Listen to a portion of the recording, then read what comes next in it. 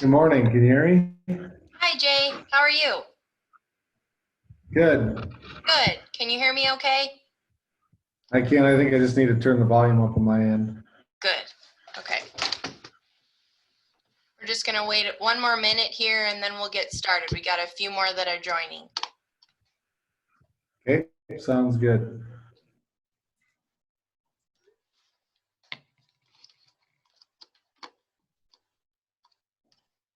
Can everybody see my screen okay? Does it look okay to you? Okay, great.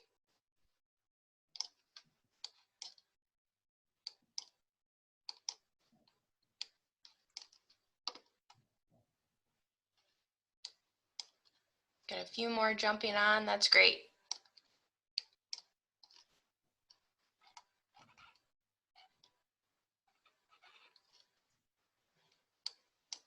Kim's trying to join here.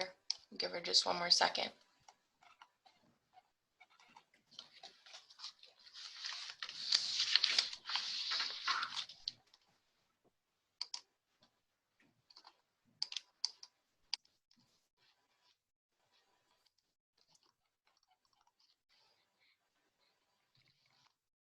Okay, great. Well, I don't have anybody else waiting in the waiting room, so I think I'll go ahead and get started. Welcome everybody to our first Stronger South Dakota Lunch and Learn. This is part of a series that we will be having through the rest of this year and into the next. So we're really excited to offer these virtual opportunities. I know this year has been kind of crazy with COVID, and so unfortunately we're having to postpone our in-person conference into next fall in Wall, but we look forward to hopefully seeing you in person next year. Oh, I've got a few more in my waiting room. Let me admit them. So a few housekeeping items before we get started. So we have staff on the call that will be monitoring the chat room. So if you do have a question, please make sure you ask it to everyone, not just to me privately, because I may not see it if you send it to just me. We've got Beth Massa. She's our Regional Foundation Relations Director based in Rapid City on the call. We have Jeff Veltkamp. He's our Director of Development based in Sioux Falls. We have our newest member of the development team as well on the call, Pat Gallagher. He's our Northeast Community Development Coordinator. And I'm Jamie Farman. I'm the Community Development Coordinator based in Pierre. So welcome everyone and thank you for taking time to be here. We have reserved time at the end of the presentation for questions. So please, jot those down or make sure that you keep those to talk about at the end. And we'll be asking you to share any ideas you might have for the Day of Giving and fundraising, that any events or plans that you have for that day through social media, so we can talk about that at the end. And I am recording this so that this will be posted and you can view it at a later time, or you can share with other board members that aren't able to attend right now. So let's jump right in. So to give you an overview of what we're going to talk about, we're going to start out, I'll share with you what the South Dakota Day of Giving is. I'll also talk to you about what our Sdcf gives challenges and who should participate, what steps your CSA, your Community Savings Account Board, will need to take to participate. And then we also have two CSA leaders with us that have been nice enough to share what's worked for them and what hasn't. And so we have Sandi Jaspers from the Sisseton Community Foundation and Shaylin Hawley with the Faith Community Foundation. So we're really appreciative that they're taking time to share a little bit about what's worked for them today. And then at the end, we'll open it up for questions and any feedback you have, and maybe talk a little bit about what each of your CSAs might be doing to participate. So what is the South Dakota Day of Giving? So this is the third annual event. So this is fairly new, but it's really grown very quickly, which we're really excited about. This year it happens on Tuesday, December 1st. So it's the Tuesday following Thanksgiving every year. And any nonprofit 501c3 organization can participate.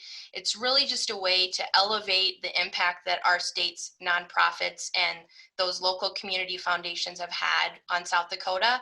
And all of us speak through one microphone to kind of elevate what we've been doing and the impact we make here. So there is prizes available. So there's a South Dakota prize pool that the South Dakota Day of Giving has put together. And if you are registered, you can participate in those contests that they have on the day and leading up to the day. So we want to make sure that you know how to register. So as a community savings account partner with us, you can go to southdakotagives.org and you utilize this code as your nonprofit EIN code, because I know many of you don't have your own tax IDs. So you'll use Sdcf CSA as your nonprofit tax ID code. And just remember that this is really a benefit of your partnership with us at the foundation. So this code should only be used for a community savings account. The deadline this year to register is Friday, October 23rd. Oh, can you not see my screen, Beth? Not very well. Okay. Huh. All right. Let me see what's going on here. Maybe I'll stop. I mean, you can see it, you just can't read it. Huh. I can read it just fine. Can you? It's Okay, good on my end too. Yeah. okay, maybe it's just mine then, obviously. So, Okay. okay, disregard, Jamie. No, that's okay. I'm glad I don't want to go through the whole thing without everybody being able to see. Does anybody else have issues? Can you see it? Thumbs up if you can see it okay? Okay. All right. Jamie. Okay, great. I will continue on. Great. Okay. So how you register is with that code. You want to include your own address in that nonprofit address field. You want to have your own name, email, and phone number. So all the other additional information will be your own foundation's information. You can utilize your website and plug that in as well. And then also make sure to include any social media pages that you'll be using on the day of giving. So last year, I wanted to give you some results of what we saw happen last year on the Day of Giving. There were 520 registered nonprofits that participated from 47 different counties. We're hoping to have, participation from all counties this year. That's our hope. Almost all nonprofits reported that this day really helped them raise awareness about what they've been able to accomplish and the impact that they've had in their local communities and across our state. There were nearly $900,000 raised by those nonprofits that participated on the day in that 24-hour period. And 28% of those that participated said 28% of the day's donors were new donors to the nonprofits that participated. So it really is a great way to engage individuals that maybe don't know about your organization or your foundation to bring in new donors to engage with. All the funds with us at the South Dakota Community Foundation raised over $100,000 on the day. So it was a really exciting and full day for us here at the foundation as well. So what is the SDCF Gives Challenge? And I know many of you that are on the video call right now did participate last year, so you know this already, but just to run through it again, we at the foundation are giving away $10,000 to our community savings account partners and one South Dakota nonprofit on the Day of Giving. So this is the second year we've done this. We will be drawing for 4 grants of $2,000 for one CSA in each of the 4 regions across the state. And 1,000 of that will be put into that CSA's endowed pool, and 1,000 will be made spendable for your local foundation to utilize in your next grant cycle. So we'll end the day with drawing a $2,000 grant for a South Dakota nonprofit that is nominated by one of our community savings account partners. So who can participate? Of course, this is really focused on our community savings account partners. and we want all of you to participate. But nonprofits across the state are also encouraged to participate by reaching out to their local foundation and discuss with them that nomination. So each of the CSAs that are participating, they do get to nominate a nonprofit. So that's really the way that your local nonprofit can participate. So what steps do you need to be taking to participate? So there's 4. The first I already talked about. You want to make sure that your community savings account is registered for the day of giving. The second is you need to raise $500 in new money for your CSA by the time of your regional drawing on day of giving. And the next slide will show you the times of those drawings. Fundraising is beginning today. So today is the first day that we will count that $500 in new money towards this challenge. You need to publish 1 social media post. So it needs to include either a tag for us, the South Dakota Community Foundation Facebook page, or you can tag SDCF Gives, hashtag SDCF Gives. And there's 2 sample posts that I've listed there that kind of can give you an idea to start brainstorming what you might be putting out there. And the 4th step is you need to nominate a 501c3 verified nonprofit. And you can do that by either contacting me, or you can tag SDCF, our Facebook page, with your nomination. So this shows you the times of the different drawings. So we will have 4 of them, and we're going to be working with 1 CSA from each of those regions to host those drawings. So if anyone is interested, please reach out to me directly. We would love to partner with you on hosting that drawing on Facebook Live on December 1st. So we'll start in the Northeast region, then we'll move down Southeast, move to Central at 5:30, and then we go to the Western part of the state at 6 o'clock, 5 Mountain Time. So like I mentioned earlier, we do have 2 CSA leaders that have graciously offered to share with us what worked for them and what didn't, and talk to us a little bit of their campaign from last year. And first we have Shaylin Hawley with the Faith Area Community Foundation. And Shaylin, I can see, I can't see you, but I can see your desk. So I don't know if we can have you turn it around. There we go. Perfect. Great. So go ahead and share with us what you did last year, Shaylin. Okay.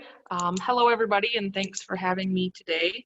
Kind of how we started out is in order to raise that $500 new that we needed, is we just set up a poster and a table at our local bank, and we just kind of described that we were getting into this South Dakota Gives Challenge. We were going to be participating in the Day of Giving, and I think we raised about $700 doing that, and that was just from people walking into the bank, reading that sign, and donating that way. So that worked really well for us. We also described the challenge that we were getting into on our Facebook page, and then also our Faith Area News. It plays on KBHB at 10:30 every morning, and so we utilize those 2 things to help us get that initial $500 met, and then just kind of get them familiar with the South Dakota Day of Giving that was going to be coming up. The other thing that we did is we came up with the Proud Supporter campaign, and then we had all of our board members, they had all made a donation, and so then we just took pictures of them. We had an article in our faith paper describing, you know, that we jumped on this board, and it was this really exciting thing. And we had that in the paper, and then we had a slideshow that we played on our Facebook page also, leading up to the Day of Giving. The actual Tuesday, what we did is we set up a table with a poster, and we had business cards and some cookies, and we decided to put it up down at our mall. We thought we'd get the most traffic there, and then we sat there from about 9 in the morning until about 5 o'clock that night, and just visited with people about the community savings accounts, educated them on what we were. We were a fairly new CSA at that point, so we had a lot of good face-to-face contacts and educating about the community savings account. And then a lot of people didn't even really know what the South Dakota Day of Giving was, and so it was a good opportunity to educate people just about the Day of Giving also. And I think we raised another maybe $1,000 or $1,100 throughout the day, visiting with people. So we felt like it was a really good success because we had a lot of good face-to-face contact. As far as this year is concerned, we haven't fully decided about setting up another face-to-face location. We're kind of thinking we might wait till a little bit closer to determine how things are going at that point. So as far as this year, last year we played some of our grant recipients. We asked them for some videos just talking about what money that they had received from us and how they had used that. And we posted those on social media and tried to get the word out from the people that had received grants from us thus far. So our idea for this year is we've given out money to 7 different groups since we started. And so we want to increase our videos on social media this year just to get the word out a little bit more.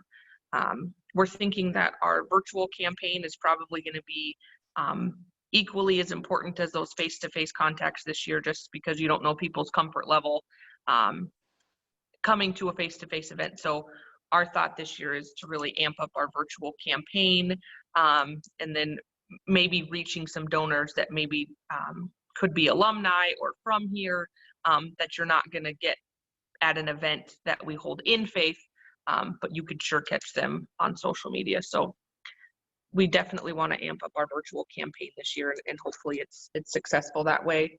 And then we plan on running some newspaper articles leading up to the Day of Giving, have some posters around town. And then one of our goals this year was to involve at least one other, if not 2 other groups in the faith area to participate in the Day of Giving. We've got a commitment from our CAT team. They're going to plan on doing a canned food drive on the Day of Giving. They were the recipient of the matching COVID-19 response funds, so they were really grateful for that, and she was really excited to participate in the Day of Giving this year with the canned food drive. So we're really pleased that we've got another group involved in the day. We'd also like to maybe try to get the school involved in it. We haven't worked out the details yet, but we're hoping to get another group involved also. And then this year, we're also fortunate enough to have received some money from an organization, Foxridge Energy, in the area, and they want to do a challenge grant of $15,000. So we're going to utilize that in our Day of Giving campaign. And then I've been working with Beth. We're going to be making an appearance on the morning show in November. So we'll talk about the Day of Giving during that time. So we're pretty excited about what this year could do for our community savings account. Well, great. Thanks, Shaylin. You got a lot going on. Lots of great ideas, though. I really think that, like you mentioned about the social media engagement and increasing that this year, hopefully that, the Day of Giving, a lot of the contests that the South Dakota Day of Giving has are on social media. And so with this being kind of an at-home year, hopefully this is a good way for a lot of our CSAs to continue engagement with their donors, even when they maybe are canceling in-person fundraising events. And so hopefully they see all of you see a lot of success on that day. So thank you for sharing. And now we have Sandi Jaspers, and she's with the Sisseton Area Community Foundation. I know, Sandi, that you had a couple other board members that might be joining. Are they also with us? Oh, you're muted. Oh, There we you go. Yeah, I think I see Jane Schneider. She doesn't have video, but I think she is on. Are you on, Jane? She's watching. Okay, yeah, But she is there, yeah. great. Okay, well, as she said, I'm Sandi Jaspers from the Sisseton Area Community Foundation. And I'm not sure how many of you got to listen yesterday to the training for South Dakota Gives Day. They did a 2-hour virtual training workshop. It was very good, and I got some ideas from it. But there were two main takeaways that I got from that training. One was that they said, they noted that nonprofits who have successful giving days do the following. They make it their own, they make a plan, they engage donors, they work together, they consider doing things differently, and they pay attention to the South Dakota Gives prize structure. And they also pointed out that you need to decide what you're doing your South Dakota Gives Day activities for. And they list 5 possibilities. You can create awareness with that day, raise funds, identify new donors, grow your social media following, or bring in new volunteers. So the first year that we were involved in 2018, we really focused on raising funds and identifying new donors. And we sort of used South Dakota Gives Day as an incentive, as a deadline for us to finally do some outreach. Sort of seemed like when we first started our foundation and we did all the fundraising, and we kind of finally reached that initial goal in 2004, we were kind of burned out from fundraising. So we just sort of concentrated on giving out the grants and making sure that was publicized in the newspaper and so on. But we didn't really look at really trying to generate new funds a lot. So with that first South Dakota Gives Day, we created a 4-page color flyer that we mailed to our alumni list, and also did a drop, whatever the post office calls it, to everyone in a 57262 zip code. It was a pretty expensive investment into that campaign. We invested about $4,500 in the printing and mailing and so on. But we were really pleased with the results we got. Our donations, and we were lucky enough to win a couple of the random drawings in the South Dakota Gives prize pool. So we had a total of about $14,000 that we raised that year. And we also had 13 new donors to the foundation. In 2019, we really didn't want to spend as much as we had the year before. And so we sort of focused more on the creating awareness and increasing our social media following. And last year at the philanthropy conference in Aberdeen, we did a presentation, and Jane and our president, Dennis Jensen, and I had rode together in the car there and did the presentation. And on the way home, we kind of went, what are we going to do this year? we better get planning. And so we were tossing some ideas around in the car, and Jane had said, we should do something, we should give something to people instead of us always asking them to give to us, like donuts or something. And I was riding in the front seat with Dennis, and he sort of reached over and he punched me in the shoulder, and he said, "Feels good, don't it?" And I looked at him, I was like, "What are you doing?" He said, "Don't you remember when you were a kid and you'd hit somebody and you'd say, 'Hurts, don't it?'" And, and then and then Jane said, "But it feels good to give." And that's how our whole theme sort of came about. We adopted the theme of giving feels good, don't it?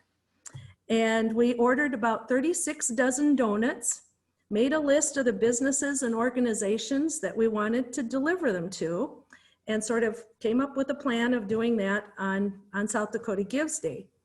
And of course, Jane really likes to make things fun. And so she said, as we're still driving in the car, she said, I think we need to, like, you know, dress up. And so she's on Amazon and she found elf hats and elf aprons. She said, we can be elves. It's after Thanksgiving, it's the Christmas season, let's be elves when we deliver the donuts. And, you know, the other two of us said that sounds like a great idea. Convincing some of the other board members to put on elf hats and funny aprons was, you know, interesting, but they went along with it. We got together the night before South Dakota Gives Day, bagged all the donuts. We had little packages of 6 and bigger packages of a dozen. We had different kinds of, you know, paper bags and so on that we used. We also attached a card to each of the bags. You can kind of see them there. I have one here. And inside the card, one side talked about South Dakota Gives Day. The other side explained how they could make a donation to the Sisseton Area Community Foundation. And on the back, we listed all the grants that we have given in recent years so they could see which local organizations and projects we had been supporting. So each board member had their own route, and bright and early on Tuesday morning, we put on our hats and put on our aprons and started making deliveries. And it was so fun to see all the smiles. I mean, every time we walked into a place, I mean, we must have looked pretty silly because we made everybody just grin and smile, and it was kind of fun. Leave them some donuts as a bonus. And we tried to get photos at each place that we stopped. And throughout the day, we posted the photos of our donut deliveries on Facebook. And we had also, I know like Jamie was talking about, the South Dakota Gives has a prize pool of all these different options of things that they'll, you know, if you participate in it, then your name's put in the hat and they'll draw for one of those prizes. And that list is already on their website now. You can go, you know, print it off and look at all the options you have. And we had done that ahead of time. And so we kind of looked at, you know, different things we thought we could do. Some of them didn't really apply to us. But that same night before we put all the donuts together, we actually met at a furniture store. And the first one about, you know, what are you doing right after midnight when South Dakota Gives Day first starts?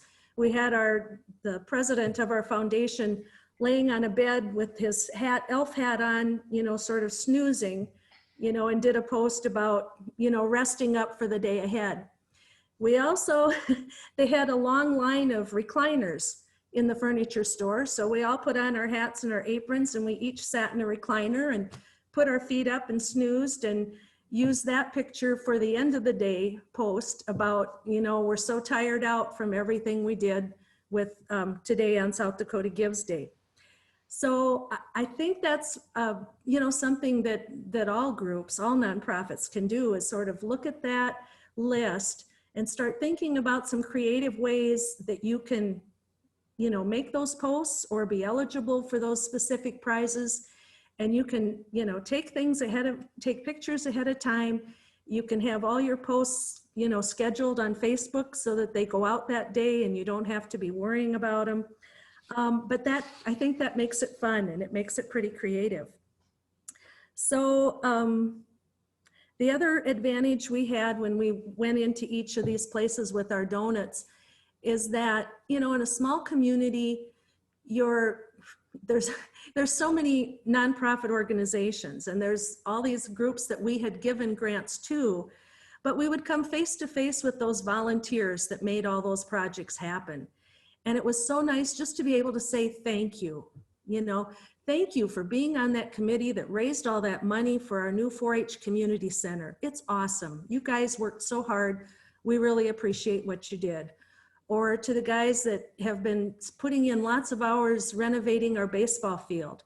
Thank you so much for all the volunteering you're doing. And so it wasn't just giving them donuts or asking them to donate. It was also appreciating that volunteer spirit that we have in our communities. So we didn't spend as much last year. It only cost us about $350 for donuts and elf hats and aprons. We also didn't raise as much money. We only raised about $4,500.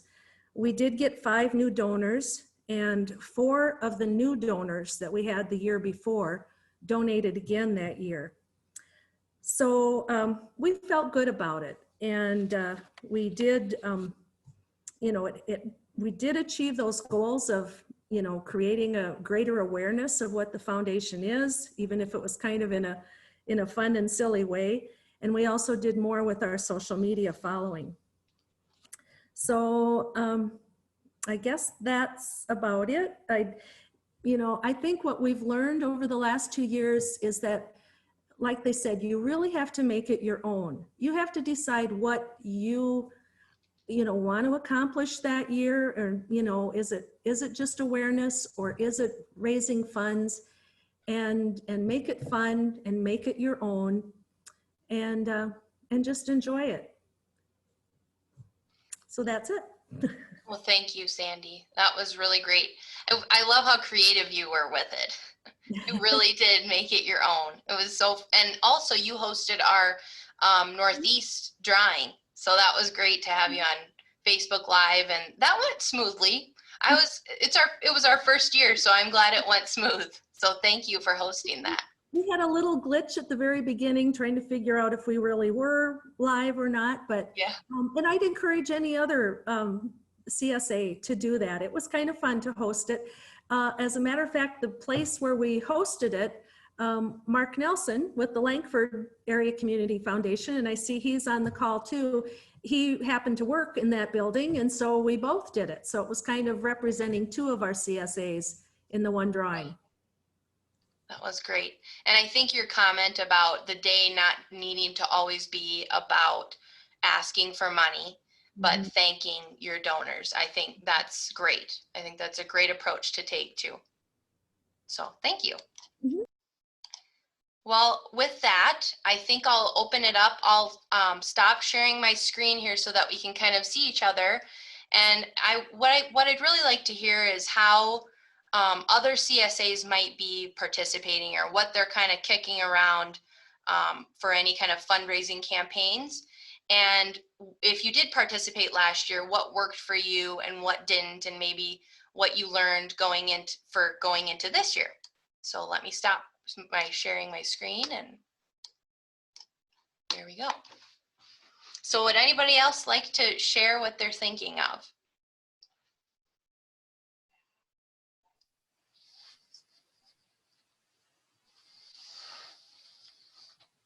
Paula, have you at Langford discussed anything, or not to put you on the spot or anything, but have you discussed any ideas? So I know Mark's on too. Yeah, Mark and I have discussed a few ideas. So we've never done, and I know a lot of people do this, like sell a lion paw or whatever. You know, you see those for Miracle Day, where you can just buy a little thing and it gets put up on a wall. We were thinking about doing something like that, and then celebrating Day of Giving at the local C-store and at the front porch, our local bar restaurant, with just cake and coffee and that kind of thing. So okay.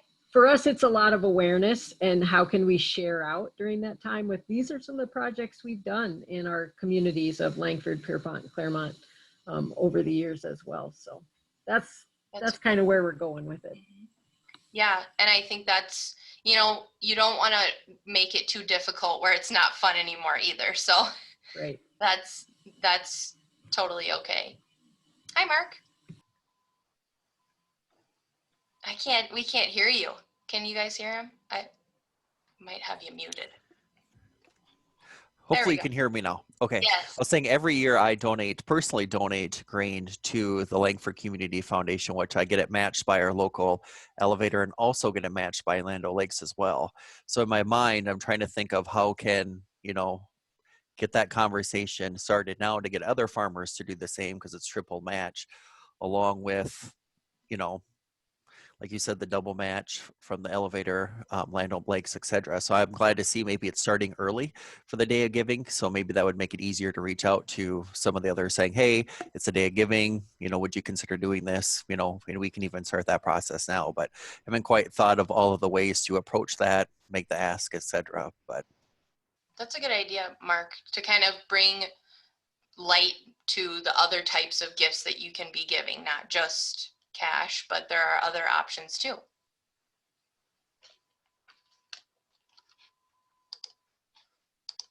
Yeah, and I see that Beth has the chat box open here too. So if anybody wants to send in a chat, feel free to do that too.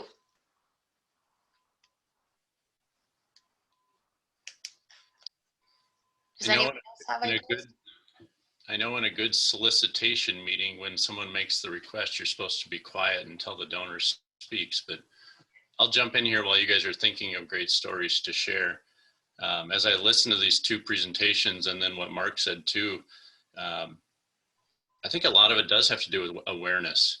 And a lot of times what awareness is showing the good grant making that's been done. Sandi, your idea of that little card on the bag with the list of grants that have been given in the past on the back of it, that's a great idea. And then from the Community Foundation, our team, we recently just went through board meetings, and some would say we got beat up a little bit by a board member talking about do more video. Even though we are doing more than we have in the past, but he brought up, I think, some really good points of it doesn't need to be professionally done. Just short little videos that we can be constantly getting out there. And I think during this pandemic time frame, it's even more important. People just want to see and interact with other people, and even a quick little video is better than a written letter or something like that. So take advantage of those things. And even if going out to see people in your community means, walking by their house and waving at them through a window, that's even better than nothing. So I'm a big advocate of trying to make some of those personal visits. And then what Mark said too about getting matching gifts. What a great way to get some local businesses engaged and involved and participating. Does anyone use text to give? Has anyone ever done a text campaign? Like a text to give? Hey, it's Giving Tuesday. Text to give to the Community Foundation? Mm-hmm. We've never done that. And, part of I know the one way to give to your CSA is through the easiest way is through your website and that link. And so right now we don't have that feature, that option to tie in a text to give platform. I know we've looked into that a little bit, but I can't remember. It was a couple years ago, I think, Paula, you and I visited about it, and I visited with Clay, and I'd have to go back in my notes, but I don't know that right now we have the platform to be able to do that into our funds. So I don't know that that's an option for your CSA, but yeah, I don't know that it's a platform we have right now. Am I correct, Jeff? If we have a bank account, I mean, could it go into that? I don't even know how text to give works. So that's kind of what I haven't investigated it quite enough. Right. Well, we did do a little investigating, and as you can imagine, Paula, there's 1,000 different options, and they're all varying in different levels. If you want a tax deductible, I think you still need to have that nonprofit behind it. But I'm also guessing there are some organizations that kind of take everything from A to Z. They'll be the nonprofit, they'll take care of everything, but in order to get that type of service, it does cost you quite a bit more. So the more you want for giving to come into you, the more work you need to do, the more you're willing to pay for it, the more they'll do. So Paula, our church uses text to give, and I asked them about it, and they said that it's expensive, but they have established it, so they don't want to mess with it right now, just, for reasons that are obvious. But so that's the only thing that I've really heard about it, is that it is a little bit more expensive. Okay. Good to know.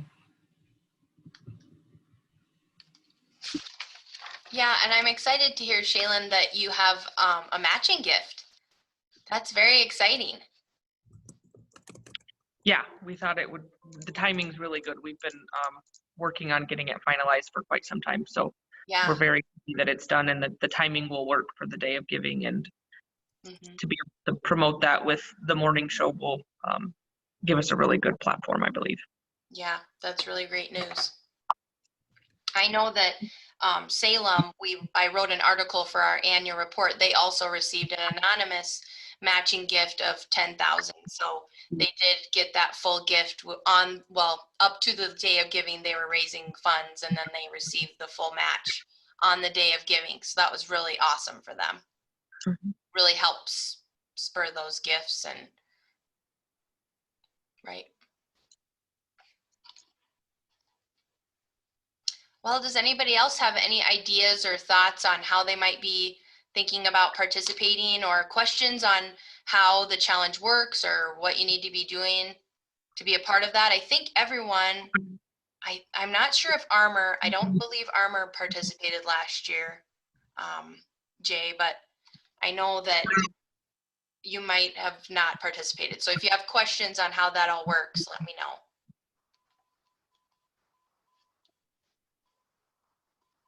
Well, I'd heard of an idea that a church did for some fundraising where you just take 100 envelopes and you write the numbers on the outside 1 through 100, and you like put them all up in an open virtual space. And then people have to take down one envelope and give whatever number is on that envelope. So if you're there early, you can get the 1 envelope and you only have to give $1. oh, If the 100 envelope is the last one left, then you give $100. oh, So you have the opportunity to raise pretty substantial fund of Right. money. that's a cool idea. Mm-hmm. Where did you hear that? I'd never heard of that before. It was a church a friend goes to that they were raising for a project, and they did this. It's just called like the empty envelope fundraiser. Cool. Yeah, that's kind of a neat idea. I just have a couple quick questions. I'd just be curious to see what you guys are doing to reach your donors, like South Dakota Community Foundation, during the time of COVID. And I know you guys collected some videos, so I'd just be curious to see how that went over, kind of the do's and don'ts, or what worked well or what didn't work so well from on the receivership side. Sure. Yeah, that's a great question. I think through, and we just had our board meeting this week, so we had to kind of share with them how we were reaching our donors through a time of a pandemic when you can't meet them face to face. And I think we've just done a more concerted effort of reaching out through phone, by email, by cards. We've really tried to stay engaged with them, even though we can't meet with them in person. So I think it means a lot to them that you reach out to them, even though you can't meet with them face to face, especially for those that are maybe elderly and not seeing as many people. Everyone is feeling more lonely in this time. So I think it really means a lot to them if you take time out of your day to give them a call and just ask how they're doing. Yeah, so for the day of giving, we really focus our efforts on this challenge, and we really engage our donors and our partners through Facebook and Instagram mostly. I believe last year I did 1 or 2 emails, but most of it was through social media. And I know, Mark, you also asked the question about the videos that we've captured. And just yesterday, I posted the most recent video that we had done, and that was with John and Penny Porter. And I really think that they just were incredible in the video, and their story is just a wonderful one to tell. They partnered with us through a donor advised fund. John has been on our board for many years. Penny's very involved as well. And so we really were excited to highlight them. They were just perfect in front of camera. So they were a great couple to work with on that project. So I would encourage you to go and take a look at it. Like Jeff said, it was a professional video, but I don't think you have to do all of them professionally. I think we're going to be doing more of a concerted effort to just visit with our donors, and when we're meeting with them, ask them, hey, I've got a couple questions. Would you be willing to talk to me a little bit more about your partnership with the foundation, and just tell us why you decided to partner with Sdcf and how that's made a difference to you and your family and your charitable goals, and just grab it on your iPhone. So I think sometimes we make it a bigger production than it needs to be. And really your donors want to share why they've given to you, why they've supported you. And it's just taking the time to ask them and getting it on video.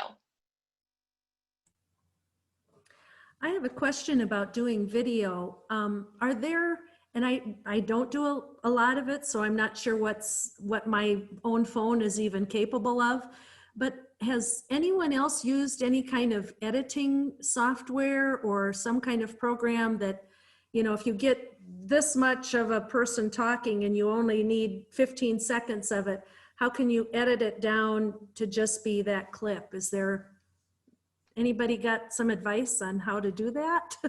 Right.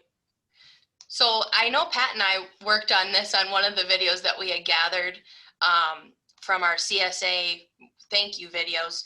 And on your phone, I haven't done any online editing, but I know on your iPhone, if you take a video, you can trim it.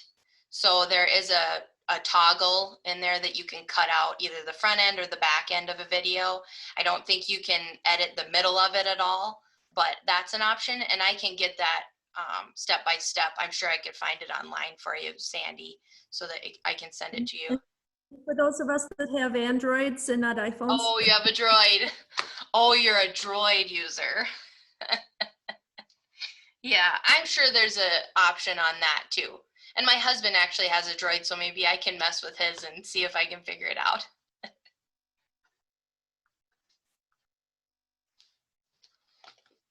Does anybody else on the team have any thoughts about videos or any tips? Carly from our office just posted that you can clip footage on Android phones as well with the happy face. So I think she might volunteer to help with that. Oh, nice. Thanks, Carly. You didn't know she'd get assigned a task by partnering with this video. Right. So I have no tips because I'm technically challenged, but what I will say, and I see Emily and Susan both on here, all I did was made a phone call to those two and said, hey, do a video thanking primarily us for some matching dollars, and they both came back with phenomenal videos. So I don't know if they did any editing or if it was a first take or what, but those are videos that I'm sure we may share beyond. I know we shared one of them in our board meeting yesterday, so I don't know if either of those two want to comment on making videos.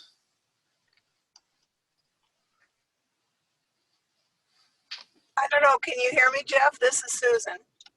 Yes, go ahead. We just did, we just practiced a couple times and then just did a live take, and we did 2 of them, and we picked the one that we didn't goof up too badly on. That's the one you got. So I think your instructions, well, that's good.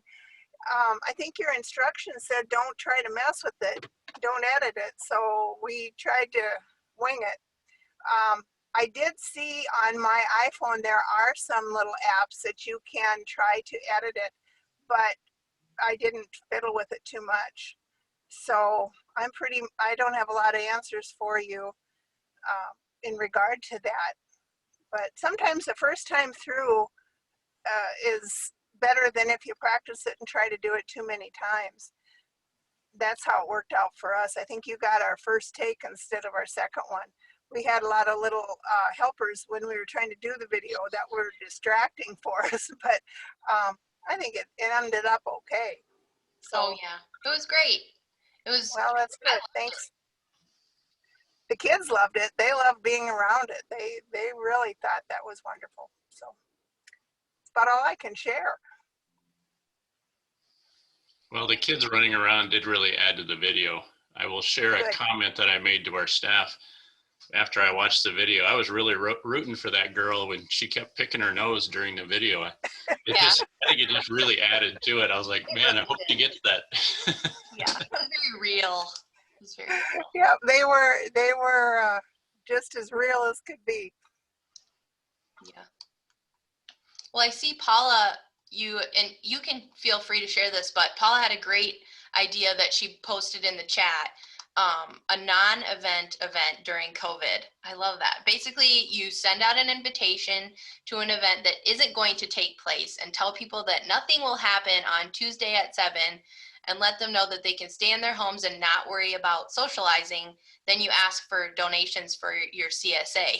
People will be grateful for a night of no social obligations, and you'll raise some extra money. I love that. It's a great idea. That would be cool to have a Zoom social event too. But I mean, you still stay home. I like Right. that too. Yeah, that's really cool.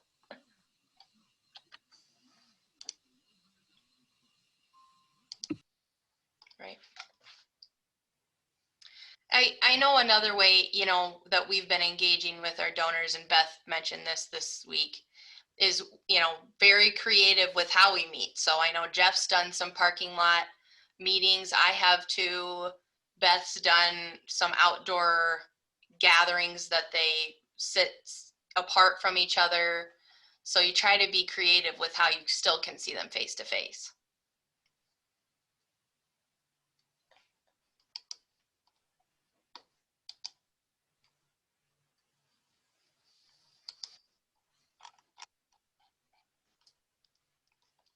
Great. Has anybody seen Fulton's? I don't know if they're doing the Queen of Hearts thing or Chase the Ace. You know, a lot of communities are doing this for other nonprofits, but I think Fulton CSA is actually doing it, aren't they? Jamie, do you know about that? Yep, Fulton they've done that Chase the Ace for a pretty long time now. I mean, it's probably been over a year that they've been doing that. And every week, if you follow them on Facebook, they're doing a Facebook Live to draw, and then they announce if they drew the ace or not. And they met their challenge just in August. So it's really incredible the amount of money they've raised with that. It's been really great. And I think it's a community kind of positive event in all of this. So everybody's looking on social media on Wednesday nights to see them draw. So that's kind of been a cool idea. I know Harriet does that, not the foundation, but and I think they're raising funds for the local pool in Harriet, and they're doing the what is it called, Paula? They had a catchy name. It was the Queen that they're Queen of Hearts, Queen of I Hearts. think it is. Yep. Right. Yeah. So that's kind of unique too.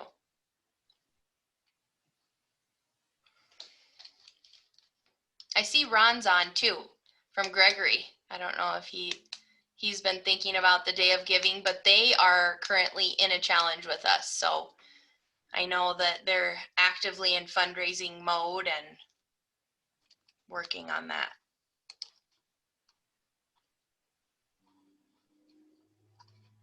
Well, I guess if no one else has anything to add or any other ideas, then we're about to 1 o'clock here, but I can let you go a little early. Thank you for taking your time to learn a little more about our challenge. And if you have any questions, all of us are here, you know, available to help you. So Thanks, Jamie. thank you. Good luck, everyone. Thanks, you guys. It's always good. Thanks, Susan. Thanks for clicking on, everybody. Thank you. Thanks, Jay.